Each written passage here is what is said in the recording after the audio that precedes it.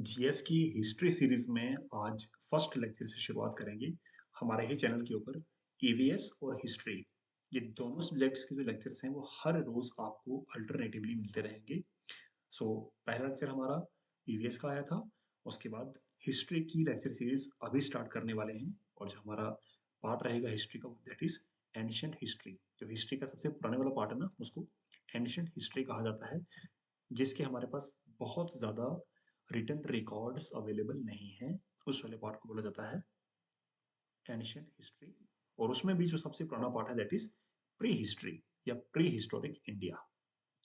तो जब हम इंडिया को एंशिएंट कंटेक्स्ट में पढ़ते हैं तो उसका जो सबसे ओल्डेस्ट जो पार्ट है हिस्ट्री का उसको बोलते हैं प्री हिस्टोरिक इंडिया। चलो पहले हिस्ट्री को समझ लेते हैं।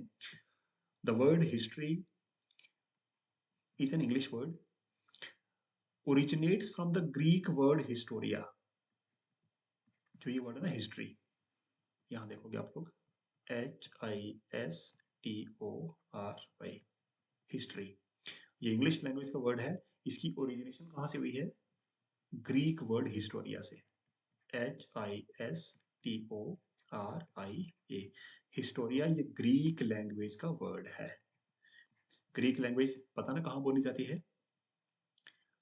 पुराने जमाने में, एंशियंट टाइम्स में, ग्रीक जो लोग थे इनका बहुत ज्यादा कंट्रीब्यूशन रहा है हर एक सब्जेक्ट में, हर एक फील्ड में।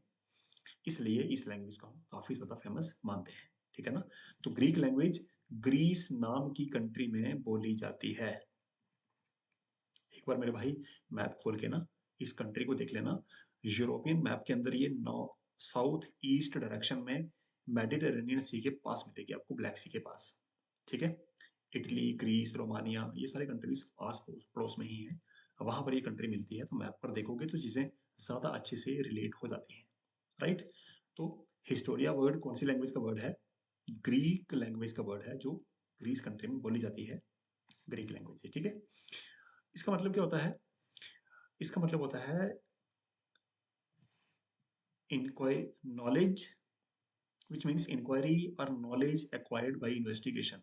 ऐसी नॉलेज जो इन्वेस्टिगेट करके जांच पड़ताल करने के बाद कुछ नॉलेज ली जाती है, इसको हिस्ट्री बोलते हैं। तो सिंपल वर्ड्स में हिस्ट्री एक ऐसा सब्जेक्ट है जो हमें पास्ट इवेंट्स के बारे में बताता है, पर ऐसे हवा में नहीं, कुछ रिकॉर्ड्स को, कुछ एविडेंसेस को कंसिडर करने के बाद। अब देखो भी, हेरोडोटस बहुत famous, is known as father of history. MCQs में क्वेश्चन बन सकता है ये। फादर ऑफ हिस्ट्री किसको बोलते हैं? तो हेरोडोटस नाम का बंदा था। इसको याद रखना। ठीक है? अब हमारे जे.एंड.के के कंटेक्स्ट में, आप लोग जेकेएसएसबी की तैयारी कर रहे हो तो इस नाम से आप काफी ज्यादा वाकिफ होंगे। कल्हनाज राजतरंगिणी, हमारे जो कश्मीर की हिस्ट्री है ना, उसमें ये वाली जो बुक है राजतरंगिणी, 12th सेंचुरी में इसको लिखा गया था। Is regarded as the first actual historical documentation of ancient India. India का जो एंशिएंट पार्ट है ना, उसका फर्स्ट एक्चुअल हिस्टोरिकल एविडेंस, जिसको रिटर्न में, राइटिंग में इवेंट्स को रिकॉर्ड करके एकदम सीक्वेंस में पूरी डेट्स को मैच करके जो एक रिकॉर्ड लिखा गया था ना, वो है हमारी एक कश्मीरी पंडित थे, कलहन नाम था उनका। उन्होंने एक बुक लिखी थी राजतरंगिणी। तो हमारी कश्मीर की हिस्ट्री में भी राजतरंगिणी एक बहुत ऑथेंटिक और जेन्युइन सोर्स माना जाता है। इसको लिखा था कलहन ने। ठीक है? अब देखते हैं, pre historic period is refer to as the stone age. ध्यान रखना, जो हमारी ये प्री हिस्टोरिक एज है ना, pre, HISTORIC, pre historic age, इसी का दूसरा नाम है स्टोन एज। अगर हिंदी की बात करें तो हिंदी में इसको पाषाण युग कहा जाता है, या फिर पाषाण काल कहा जाता है। ये वो टाइम था जब इंसान खेती नहीं करता था, हंटिंग करता था, गैदरिंग करता था। एकदम कदीम जमाने में इंसान जिया करता था। ठीक है? उस टाइम पर वो सिर्फ स्टोन टूल्स का यूज करता था, पत्थर के औजार बना करके उनसे अपना काम किया करता था। तो उस वाली एज को बोला जाता है प्री हिस्टोरिक पीरियड, या फिर इसको स्टोन एज बोला जाता है। तो फर्दर हम क्या करते हैं, इस एज को 3 एजेस में डिवाइड किया जाता है। पहली है स्टोन एज, दूसरी है ब्रॉन्ज एज, और तीसरी है आयरन एज।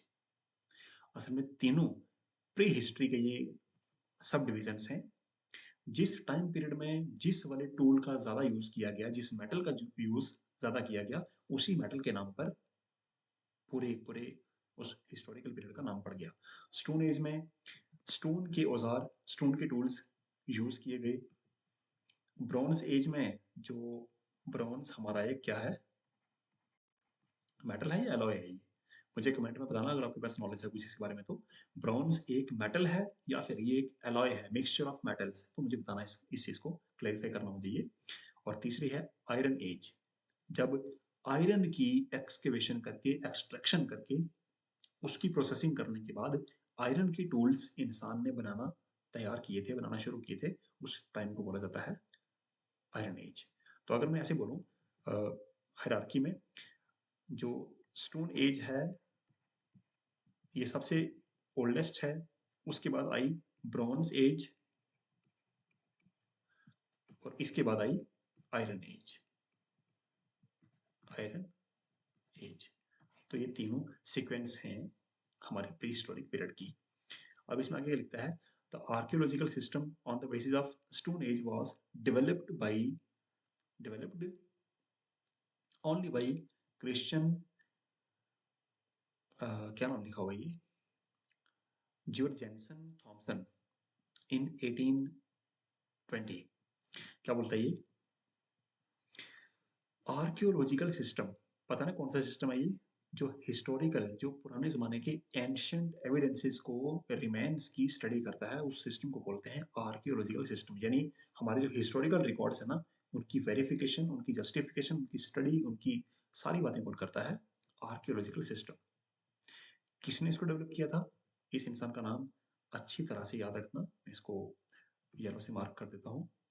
इसका नाम है क्रिश्चियन, नाम ध्यान से देखना क्या है इसका। और 1820 की बात है, 1820 में आर्कियोलॉजिकल सिस्टम को डेवलप किया गया था। These ages are not only technological stages but also have economic and social implications. आगे चलते हैं। Phases of the Stone Age। अब स्टोन एज की बात मैंने बोल दी, पहले आया स्टोन एज, उसके बाद आई हमारी ब्रॉन्ज एज, उसके बाद आई हमारी आयरन एज। तो तीनों एजेस की जो फेजेस है ना, वो क्या क्या है वो पढ़ने वाले हैं। तो हमने स्टोन एज को मोस्टली 3 फेजेस में डिवाइड कर रखा है। जो इसका फर्स्ट फेज है दैट इज पैलियोलिथिक। पैलियोलिथिक जो एज है उसका टाइम पीरियड कहाँ से कहाँ शुरू होता है?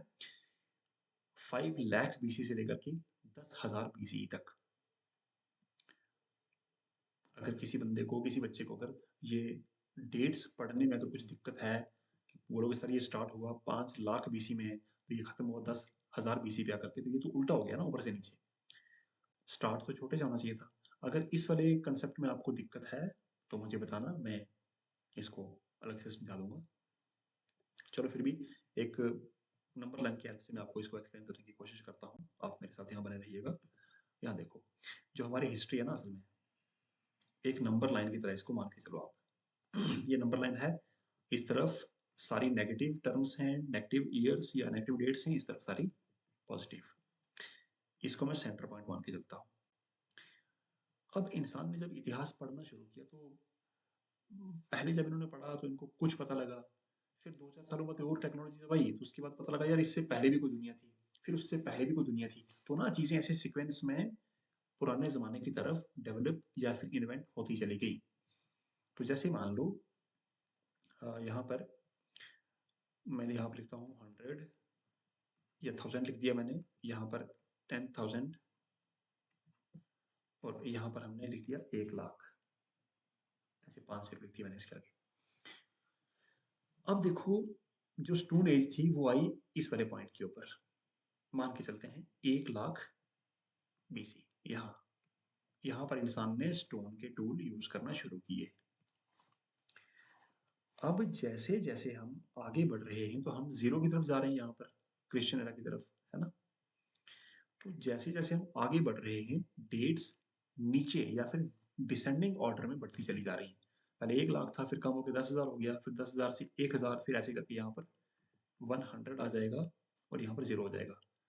फिर जो एडी है, जिस डेट के साथ एडी लगता है वो फिर यहाँ से सीधे स्टार्ट होते हैं इसके आगे। यहाँ से 10,000, ऐसे करके आगे चलते चलेंगे।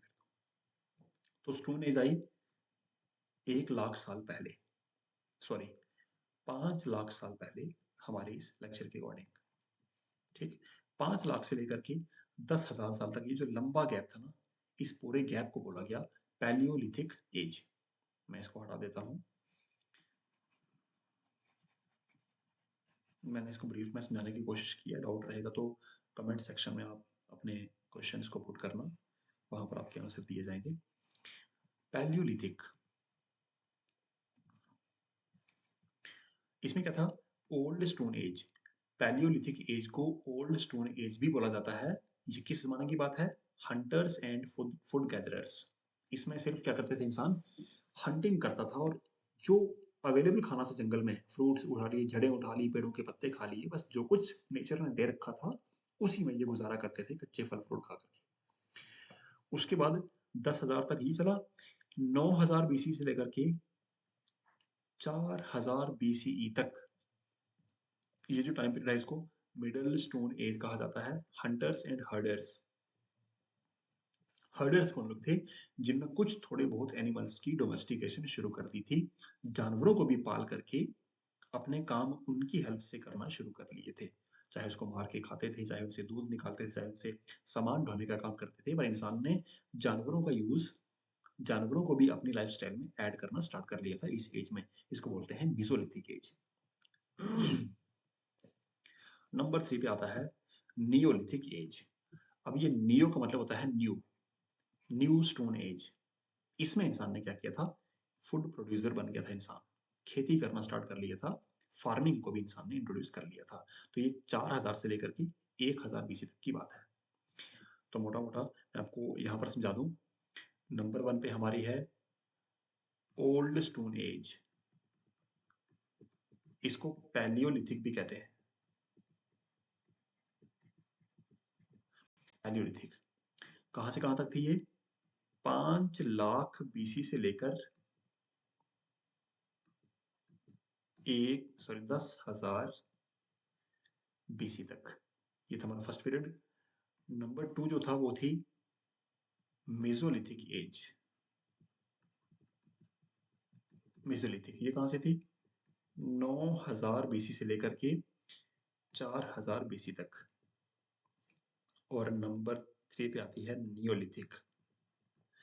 नियोलिथिक कहाँ से कहाँ तक थी, 4,000 से लेकर के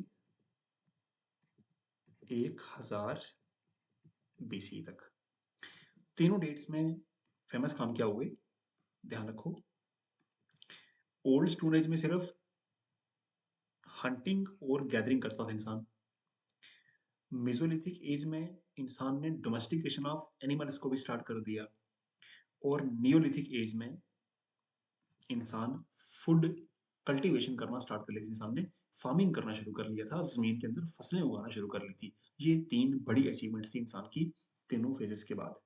पहले फेज में कुछ भी नहीं था, सिर्फ जो अवेलेबल था वही खाया करता था। सेकंड वाले फेज में, मिडिल वाले फेज में क्या किया उसने, एनिमल्स को अपने साथ शामिल कर लिया। और थर्ड फेज में उसने क्या कर दिया, एनिमल्स के साथ साथ जमीन के अंदर फसलें लगा करके उनको उगाना शुरू कर दिया। ठीक है, अब वो फूड प्रोड्यूसर बन गया था इंसान। ठीक, डिटेल में यहाँ पर इसको पढ़ लेना, तीनों पैराग्राफ में कुछ डिटेल्स दे रखी हैं। एक वर्ड यहाँ पर है, इसको देखोगे, the characteristics, sorry, the characteristic tools of this age were microlithics. ये जो मिजोलिथिक एज है ना, इसमें इंसान ने जो टूल्स बनाए थे उनको कलेक्टिवली क्या बोला जाता है, माइक्रोलिथ्स। माइक्रोलिथ का मतलब होता है स्टोन के ना छोटे छोटे पत्थरों से अपने औजार बनाना। पहले बड़े बड़े पत्थर यूज करता था, फिर बाद में क्या हुआ, जैसे जैसे इंसान डेवलप होने लगा, उनकी रिफाइनमेंट करके और ज्यादा उनके ऊपर एक्यूरेसी के साथ उनको और पॉलिशिंग करके और ब्रशिंग करके और उनको तेज करके उनको और शार्प करके अच्छी शेप्स और छोटा साइज करके इंसान ने उनको रिफाइन करके बना दिया था, उनको बोला जाता है माइक्रोलिथ्स। तो यहाँ पर एक समरी दे रखी है, यहाँ देख लोगे इसके, early and lower palaeolithic age, middle palaeolithic, upper palaeolithic. ये वाला पीरियड बहुत बड़ा है, 5 लाख से शुरू हुआ था 10,000 तक, तो ये काफी लंबे समय का गैप है इसके बीच में। तो इस लंबे पीरियड को 3 सब कैटेगरीज में डिवाइड करके रखा हुआ है। लोअर पैलियोलिथिक को बोल, 5000 से लेकर के 50,000 बीसी तक सबसे लंबा पीरियड था ये अर्ली स्टोन एज का या ओल्ड स्टोन एज का। उसके बाद मिडिल पैलियोलिथिक 50,000 से लेकर के 40,000 बीसीई तक, और तीसरा था अपर पैलियोलिथिक 40,000 से लेकर के 10,000 बीसीई तक। तो ये ओल्ड स्टोन एज के ही 3 सब कैटेगरीज हैं या फिर सब पार्ट्स हैं, क्योंकि ये बहुत लंबी एज थी, बहुत कई हजार सालों तक ये चली, इसलिए इसको 3 पार्ट्स में डिवाइड कर रखा है। अगर आपके इस पूरे लेक्चर में ना किसी भी चीज पे आपको डाउट आती है, आप इस वाले क्यूआर कोड को स्कैन करके हमारे किसी भी सोशल मीडिया हैंडल पर जा सकते हो। मान लो कई बार ना आपको, ऐसे जब मैं पढ़ाता हूँ, जब मैं यहाँ पर लेक्चर दे रहा हूँ, तो आप अपने साथ एक पेन पेपर लेकर के बैठें और जो भी टर्म्स आपको इंपॉर्टेंट लगती हैं आप उनको अपने हिसाब से अपने वर्ड्स में उनको लिखते चलें। फिर भी मान लो अगर आपको कुछ छूट जाता है या फिर आपको ये सारा कंटेंट चाहिए अगर, तो ये सारी पीपीटीज आपको हमारे इस टेलीग्राम चैनल के अंदर हर एक लेक्चर का जो प्रिंटेबल मटेरियल है वो सब आपको यहाँ पर मिलेगा। आप इस वाले क्यूआर कोड को स्कैन करके हमारे टेलीग्राम पे जा सकते हो। आप यूट्यूब पर हमारे बाकी लेक्चर्स भी देख सकते हो इसी लिंक से, और इसी क्यूआर कोड को स्कैन करके आप हमारे सोशल मीडिया इंस्टाग्राम पर भी जा सकते हो। वहां पर आप 1 to 1 मेरे से बात कर सकते हो अगर आपकी कुछ डाउट रहती है तो। अब बात आती है पैलियोलिथिक एज की। यहीं पर खत्म करेंगे, नेक्स्ट लेक्चर में इसकी बात करते हैं।